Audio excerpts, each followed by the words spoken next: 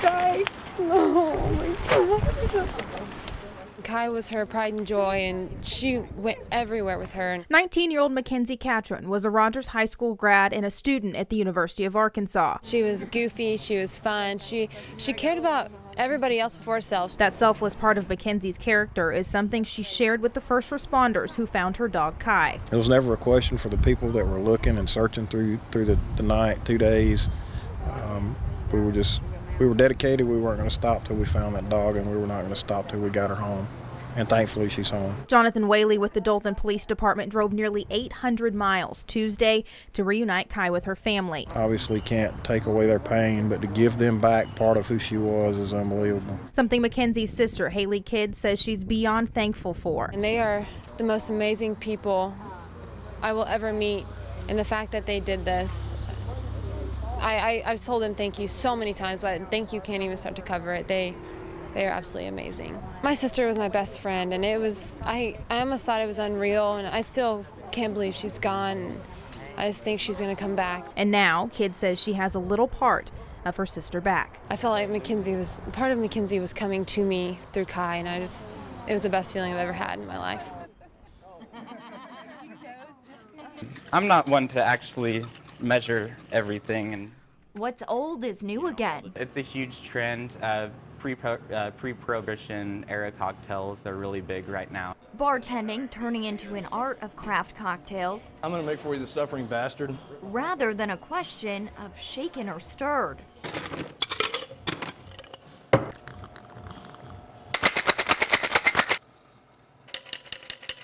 And there is our Suffering Bastard. It's the idea of preparing something that takes time and love and care. Local bartenders say the craft cocktail movement has been developing over the past decade. They're not going to just drink a rum and coke. I think the entire nation's shifting that way in the sense of quality ingredients instead of making things that are faster, simpler, and cheaper.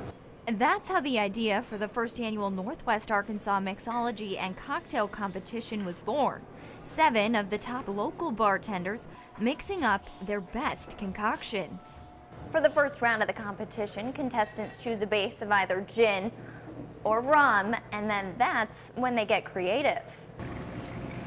And then they have to pick what pH alchemy product that they want to use. And then they can bring their own syrups, their own juices, their own garnishes. Contestants are already preparing for the first round, judged by the public. We just need something that's nice and well balanced, and it's going to be, especially with the audience, you want to make sure that you can please the entire audience. I guess my strategy is to do something that's not really well known. But the second round, well, that's the wild card. So they don't know what their mixes are. They don't know what they're going to have to make a drink out of. So which one is easier? I like more spur-of-the-moment things, honestly. So the second round, I think I'll do totally fine on that. I'm not really nervous about a random ingredient being thrown my way.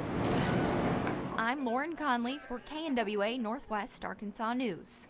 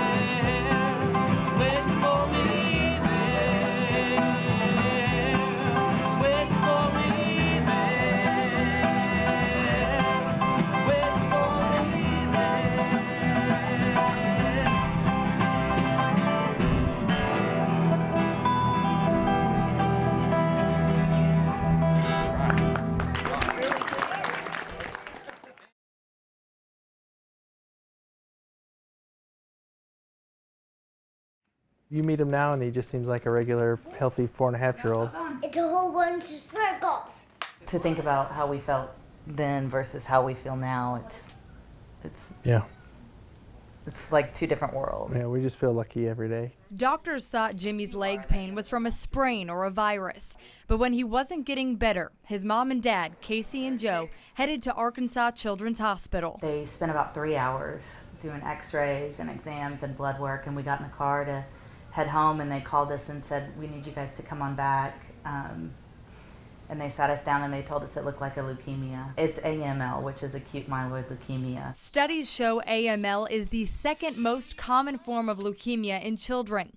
But Casey says it's also pretty rare, with only about 500 kids diagnosed each year. You would see him the first few days at the hospital with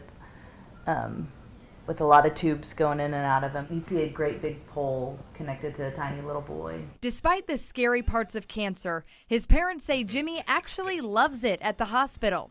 He used to have fun playing with foam nunchucks and throwing the football with his dad from the hospital bed. Now, he's doing those exact same things at home with a big head of curly blonde hair. After undergoing aggressive chemotherapy, Jimmy knocked out cancer with a mean right hook and has been in remission since December 2014. Did that hurt? It was, yeah, definitely did.